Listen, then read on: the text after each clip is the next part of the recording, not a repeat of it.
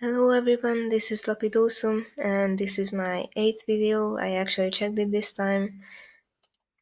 The other one I uploaded today I guess, if this is going out today on the 25th, was actually recorded yesterday. So no, I did not make 20 minutes of 16 times sped up progress in just one day. That would be insane. Still, I am somewhat satisfied with myself still regarding today's and yesterday's progress overall. And I hope you are too. We are definitely in the finish line for this project. As you can see, I'm working on the 11th shot, and as the 14th one, I believe, is already done, if I remember correctly. And I almost finished working on the 12th. I think I actually finished working on the 12th today. That was like half an hour ago. I should totally remember. But yeah, that leaves only one shot for cleanup. And after that, well, first off, I will send the current version to my dad, and I will probably record the text that my brother wrote for it. That, of course, is going to be Hungarian, as the target audience is Hungarian people living in a Hungarian village, most of who didn't study English but Russian or German. And yeah, there really isn't much of a reason for me to make an English version. But I already told you all about what I'm working on here, so you'll probably understand just looking at the finished product if it will ever be finished. I do feel like it will be soon at this point.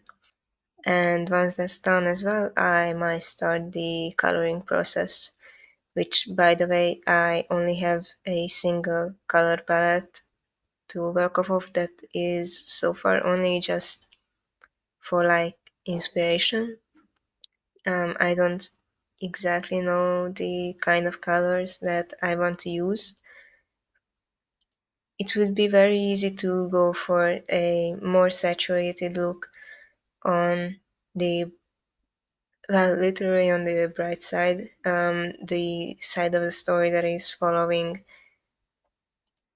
the guy who shops at a local store, whereas the one that follows the bigger guy who goes shopping to Tesco is less saturated and might have some lower volumes as well, or either that or some cold and warm color balance in general.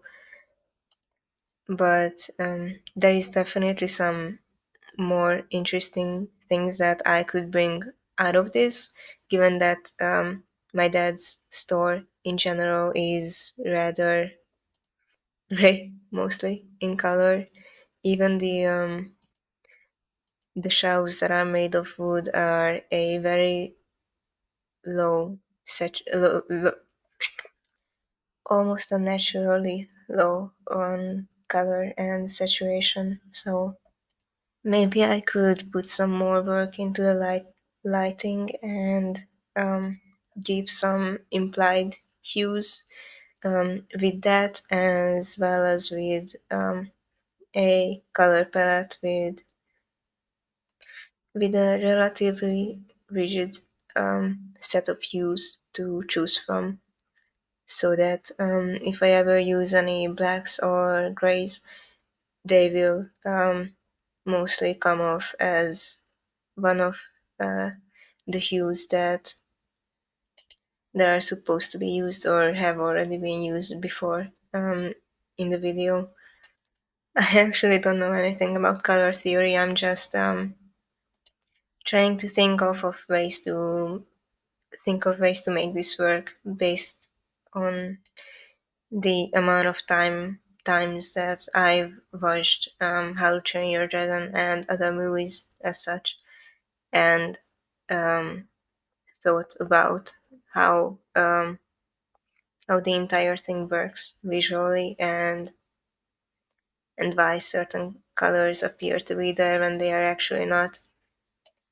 I'm actually planning to release a video of a recoloring of one of my OCs, based on what I've learned from How to Train Your Dragon and color theory based on that movie. Also, while making so much progress and while this animation was being rendered and the video was being exposed and stuff like that, I kept working on my mood board for my Whirlpool story. The same one I mentioned before. I'm going to call it the Whirlpool story for now.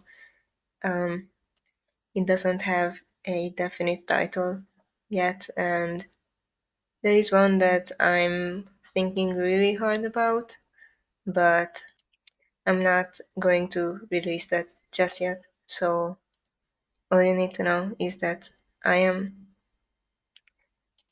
inspired to a surreal point. This honestly feels like too much. It's taking all my willpower not to start working on that story right away. I already had an idea for certain characters and story beats that I could have that I already started working off of, in my head at least, but I couldn't exactly decide on like an aesthetic or a visual language for my story so far. That is until a few days ago when I discovered Milanote, as I've mentioned, and created a board for it, and now there is already a very clear um, language in my head that got inspired from Moorish architecture, retrofuturism, hopeful post-apocalyptic artwork, and just postmodernism and the whimsical aesthetic as a whole. And I know it sounds like a mashup for now, and it kind of is, but I am planning to, and I have already started applying some hierarchy to these vibes. And it's not that I want all of them to be present all at once, or even in certain places to stand for at least one or two of them. I want them to have. I basically took certain aspects from all of them that I thought could benefit my world, and I took those aspects, and I am working on making them compatible with each other. So, for example, for simplicity's sake, there is above the whirlpool and beneath the whirlpool for now. And the general architecture above the whirlpool would be focused entirely on the whirlpool itself, that is using water textures in its smooth surfaces that it has a lot of, actually, or seashells and oysters and other remains of sea creatures in its details, for example. But I thought for these textures to work, I had to use shapes that crown them, that led the eye's focus to these surfaces with these textures, the same way as the spiral of a whirlpool is pulling our eyes towards the center. And as you can imagine, there is already a certain level of rigidness in that kind of tunnel vision. And what I meant by getting inspired by retrofuturism, that is, I guess, also called atom punk, or they overlap somewhat. Um, I don't actually want these buildings to have a retro vibe. I just figured that those shapes used in a lot of speculations about the future back in the 70s would benefit my goal of creating such spaces that that praise the whirlpool above all, and beyond that they only praise functionality and a very minimal amount of comfort.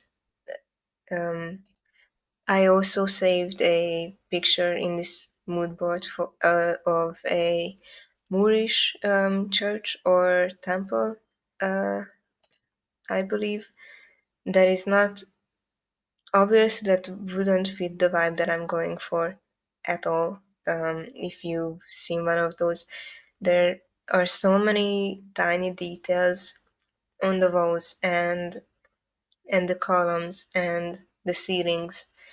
It's stunning. It's beautiful. But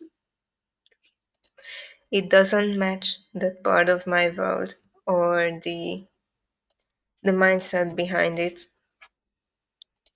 And also, I would go insane um, redrawing those indoor and outdoor spaces over and over again with all those details.